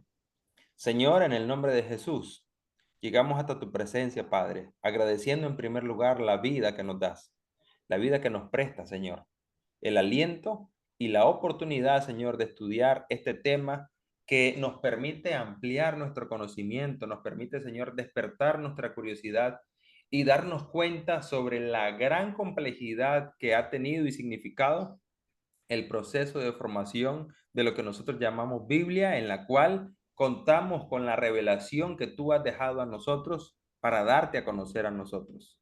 Porque desde el inicio has querido establecer una relación con la humanidad, que somos tus criaturas, y nos permite, Señor, conocerte. A diferencia de las religiones paganas, en donde los adoradores de los dioses falsos, Señor, tenían temor de su Dios. Nosotros podemos tener, y de hecho somos invitados de parte del Espíritu Santo a tener confianza, a acercarnos a ti, Señor, al trono de la gracia con confianza, para que de esa manera podamos encontrar ayuda en el oportuno socorro. Porque realmente lo que tú quieres, a diferencia de los dioses falsos que eran construidos por los adoradores, Señor, paganos, lo que tú quieres con nosotros es relacionarte con nosotros para amarnos, para salvarnos y para llevarnos a una eternidad contigo a disfrutar de las mansiones celestiales. En esta noche, Señor, te damos gracias. Personalmente te agradezco mucho la oportunidad y el privilegio que me das de compartir este tiempo con mis hermanos y hermanas en los distintos países donde están, porque esto, Señor, significa mucho para nosotros. Gracias por generar las circunstancias, por permitirnos, Señor, el internet, las herramientas, los dispositivos, la información, para que nosotros podamos juntos construir ese conocimiento. En el nombre santo de Jesús, nos ponemos en tus manos, Señor, para que nuestro conocimiento sobre tu palabra no sea solo teórico, pero que pueda transformar nuestra mentalidad, que pueda transformar nuestro carácter, y que así nosotros, Señor, podamos cumplir con el propósito por el cual nos has dejado tu palabra escrita y revelada a nosotros. Gracias te damos. En el nombre santo y poderoso de Jesús. Amén. Amén. Dios me lo bendiga, mis hermanos. Buenas noches. Buenas noches, hermanos. Bendiciones. La próxima semana, la clase en video en el canal de YouTube y nos vemos de hoy en 15 con el favor de Dios.